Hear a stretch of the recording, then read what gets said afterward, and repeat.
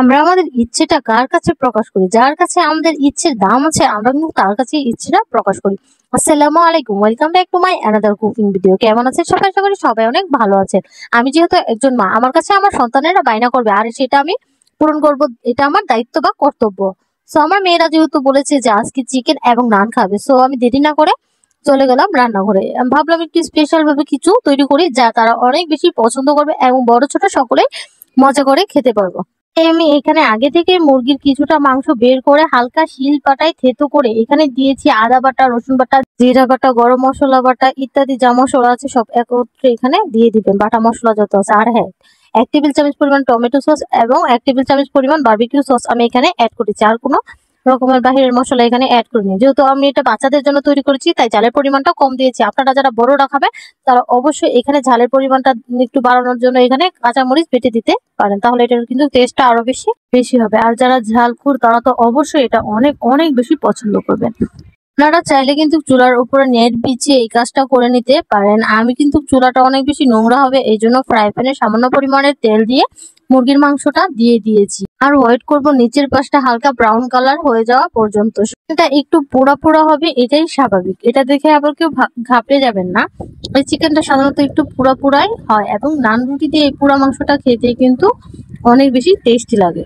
So আমি একই processing এ কিন্তু এটা ভালো করে উল্টে পাল্টে ব্রাউন কালার করে তৈরি করে নেব। যেহেতু সন্তানরা বায়না করেছে, এটা আমি একজন মা হয়ে কিন্তু এই কথা একদমই ফেলতে পারি না। দেরি কষ্ট হলেও কিন্তু বাচ্চার মুখের দিকে তাকিয়ে হলেও কিন্তু আমাদের কিছু কাজ করতে হয়। আমরা যারা মায়েরা আছি তারা কিন্তু সবসময় চেষ্টা করি সন্তানের মুখের হাসি ফোটানোর জন্য। আমাদের বাবা মাও কিন্তু ঠিক সেম কাজ করেছে।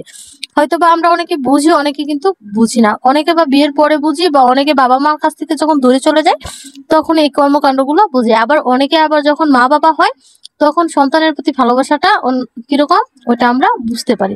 সো আমার এগুলো কিন্তু ভাজা হয়ে গেছে, এখন আমি সার্ভিং ডিশে সার্ভ করে নেব। আপনারাও কিন্তু বাসায় এটা খুব সহজে তৈরি করে নিতে পারেন। এটা কিন্তু তৈরি করতে অনেক বেশি সময় লাগেনি, যেহেতু এটা আমি মাংসটাকে হালকা একটু থেতো করে মশলা দিয়ে ম্যারিনেট করে রেখেছিলাম। সো এটা কিন্তু তৈরি করতে খুব অল্প সময় লেগেছে। আর এটা মুরগির মাংস যেহেতু সিদ্ধ হতে কিন্তু খুবই অল্প সময় লাগে। সো এই যে আমি টেবিলে কিন্তু সার্ভ করে দিয়েছি এবং দিয়েছি নিজের হাতে খাওয়ার জন্য। আলহামদুলিল্লাহ, তারা নিজের হাতে খুব তৃপ্তি সহকারে খাবারটা খেয়েছে। একটা মা হয়ে আর কি লাগে বলেন?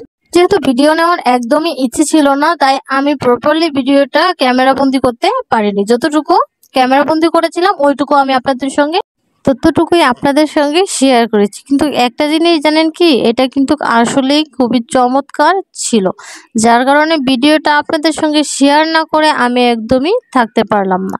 বাসায় যদি একবার ট্রাই করেন, আমি কথা দিয়ে বলতে পারি যে সবাই এটা অনেক বেশি পছন্দ করবে। নিজের কষ্ট হলেও যে কাজ করে পরিবারকে আনন্দ দেওয়া যায় সেই কাজ বারবার করা যায়। যারা যারা আমার ভিডিওটি দেখছেন তারা অবশ্যই লাইক কমেন্ট শেয়ার করতে একদমই ভুলবেন না। যদি ভিডিওটি ভালো লাগে তাহলে অবশ্যই লাইক কমেন্ট শেয়ার করে আমার পাশে থাকবেন। সবাইকে ধন্যবাদ। আসসালামু আলাইকুম।